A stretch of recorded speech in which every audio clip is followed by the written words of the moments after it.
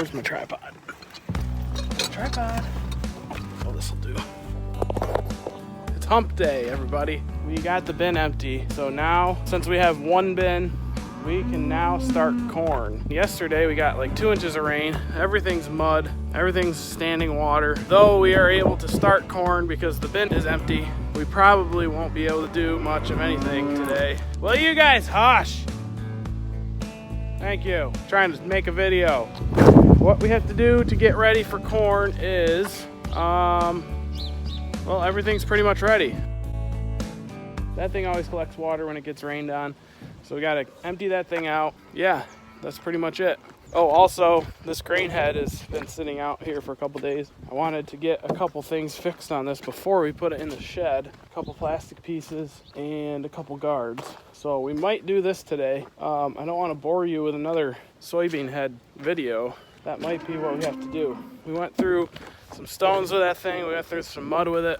So I just want to get it cleaned off, get it freshened up for next year before we put it in the shed. I'm gonna go actually see how wet this cornfield is right across the road here. Okay, well, I'm standing on ground and I can push my feet in, so that's a bad sign. But if I just stand here, I don't sink, which, believe it or not, in our ground, that's saying something. Let's do a little corn check here. All right, the corn's looking pretty nice though.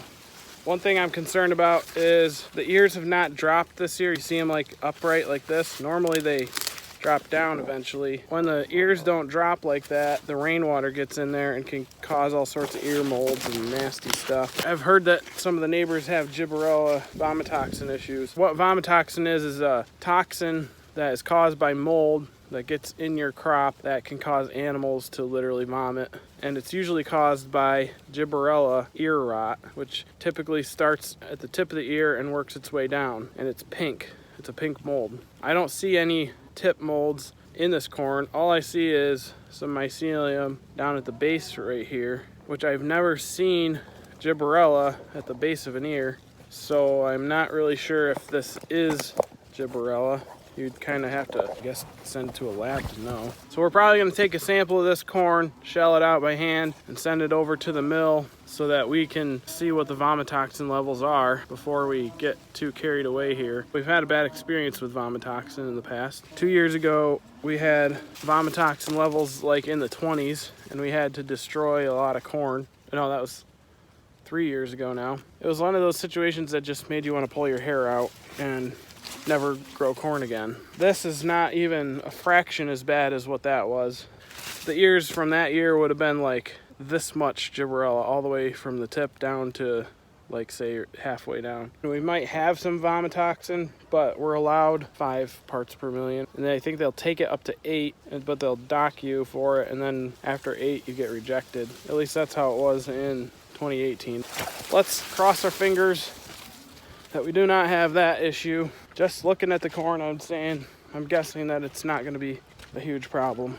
But anyway, that's what the cornfields are like right now. We don't really have any super dry cornfields this year, but in one day, all that surface water will seep in and it'll firm up quite a bit in a day. Hopefully by tomorrow we can give it a shot, get the dryer fired up. So the rest of the day today, we're gonna get ready and we may go and look at a dryer. I found a dryer for sale, just like the one we have. The reason we've been looking is because, come on cows. All right, whatever. Go in my truck. 2 dryers like that will greatly increase the speed that we can dry stuff. So I don't know, we've been looking for a dryer. Don't really know if we have the money for it either. The alternative is taking that thing, can only do 500 bushel at a time. So say our corn goes 150 bushel an acre, which would be pretty average, we would get somewhere near 30,000 bushel. Divided by 500 is like 60, right? Or 600. 60 batches we would have to do with that dryer there. We're probably only going to be able to do, on average, 3 to 4 batches a day with that. Because right now we have to dump 500 bushel out of the truck, wait 2 hours for the dryer to get done, and then empty the truck and then go back to the field. So we'd be looking at 20 days of drying with that thing. And if we had 2 of the dryers, we could go fill the truck, come back, dump the truckload, and then go right back to the field. So we wouldn't have to wait for that dryer to get done. So the first thing we got to do is we got to go get the soybean head off the cart so we can get it ready to go. That made no sense what I did. I want to get it ready to go before I put it in the shed for the winter. Step 1, start combine. Step 2, back combine out of shed without hitting anything. Well, that was pretty tight.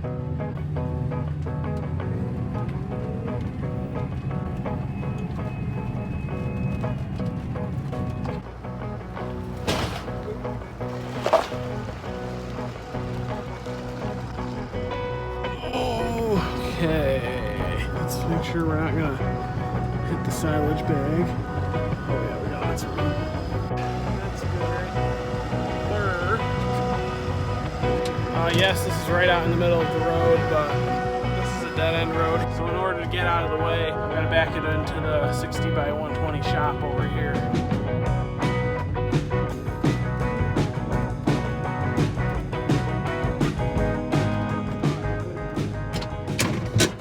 Hello again. We are gonna start working on this baby. There's a broken guard here, then there's a broken guard down there, and then a couple of these guards are mismatched. Like this one here is made for a 900 series head, and it's got the long point on it, and I hate when things don't match. And also, I believe that these shorter ones are designed for when they hit a rock to skate over them easier. I don't know, they're just not as beveled, so I'm gonna replace it because I can. Gonna zip these off. I don't know if you caught all that or if I was recording, but essentially we took long pointy out and put short stubby back in. So now it all matches. Moving on. We got another pointy one here, so we better get a roll on here. Every time you try to loosen one of these John Deere bolts that have been on there for a while, like this rusty one here, 9 times out of 10 the carriage bolt will strip out in the square hole. You to have to torch the bolt out. I just put my fabulous PB blaster on it just to see if it would help be able to loosen these nuts, and so far these 2 that I just did loosened without having to strip the head out.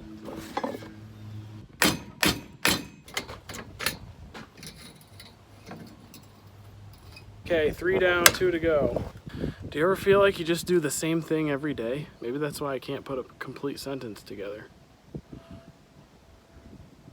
Oh, I don't think I was recording that, but anyway. Man, I am out of it. Anyway, just replace this one with this one. This one was pointy, this one was not. I'd like to make a public service announcement that if you use PB Blaster on your bolts, so far I've had a 100% loosening ratio, aka none of the heads of the carriage bolts have stripped out in the hole. I've not had to torch anything yet. It's this stuff. It's actually pronounced B-laster, pb. There's an apostrophe right here.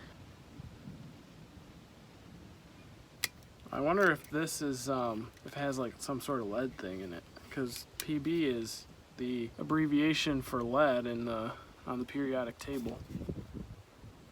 Do not breathe vapor or mist. Contains petroleum distillates. If swallowed, do not induce vomiting. Well, it doesn't say anything about lead. Works. I guess I can't even replace this long one because all I have left. Oh wait, there's one more. Wrong. I can't replace it. Okay. So.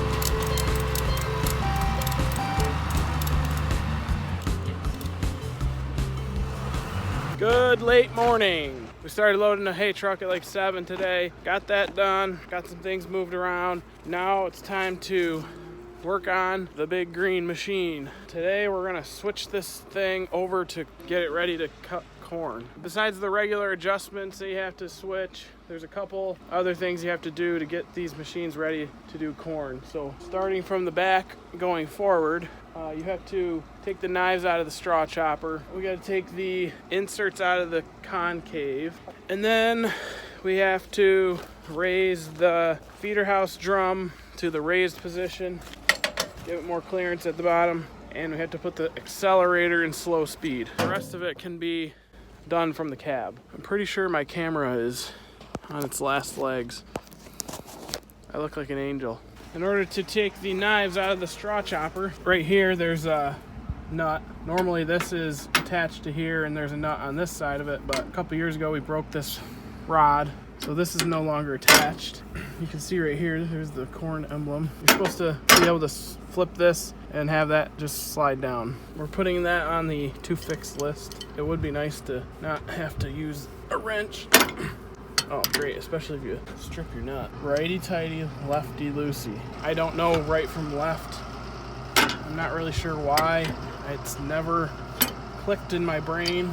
Every time I have to make a distinction between right and left, I literally have to stop and pause and think about which way is left and which way is right. I must have missed that day in first grade, and boom. So those knives just dropped out of there. You can see the little blades right here.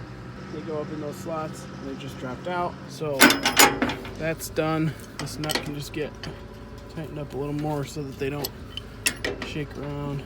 Also on the straw chopper, we have to put this belt on the big pulley because this is for fast speed and this is a slower speed. So we just pull this lever down, pick up, slide the belt over, and then put the lever back down.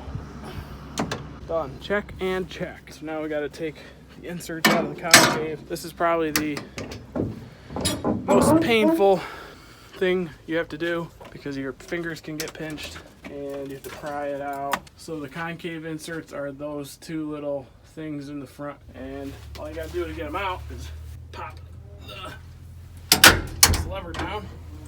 Easier said than done. Ah! Oh wait, no, there's a safety pin. Aha! So, pull the pin, then you can let this thing down. A lot of times you have to like pry them out of the thing, so you just pop them down like that, and then they hook in the back, so you can just kind of slide it, so you can like slide it down up till it pops down, and then hopefully, if it doesn't pull out, I might have to get in the cab and move the concave up. There should be enough space. Find a place for my feet. Oh, come on. Alright. I guess we're gonna close the concave some more. See what I mean about getting your fingers pinched? You always lose skin when you deal with these rotors. I don't know why. So that should give me, yep, there we go, some clearance.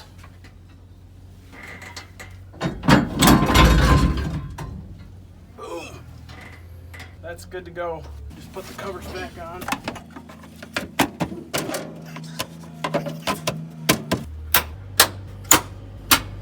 Okay, so what did I say was next? Well, first we gotta get these inserts out of here before we run them over.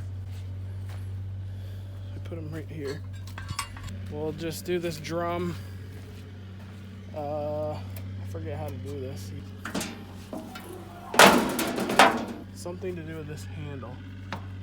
Oh, loosen this nut, pull this pin, move handle up, tighten nut. There. I actually don't know if that needed to be loosened. Okay, check. I think there's one on this side too. Yep. All right, open. This one's gonna be harder to get to. Guess I might need a wrench. Oh! definitely loose now. Goodness, you'd think this was the first time we ever did this. Maybe it is. Maybe we don't usually worry about this. I don't know.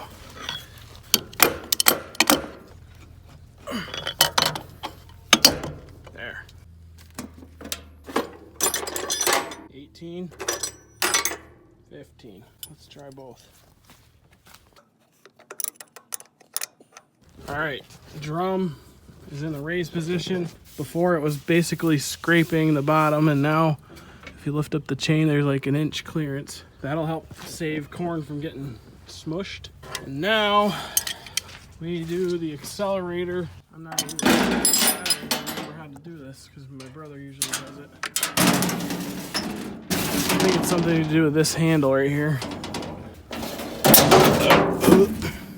So right now we're at small drive and big driven. And there's a small pulley in the back here. So that's gotta be, this has got to be in slow speed right now. Right now it's on a small pulley, driving to a bigger pulley, which equals slower. And the only other option is big pulley to smaller pulley back here, right there. And that would be faster. So I'm kind of thinking, I think that's in slow speed. I think they have a book though. There might be a book in the cab where I could learn. Oh, of course I parked right in the rotten soybeans. What a mess.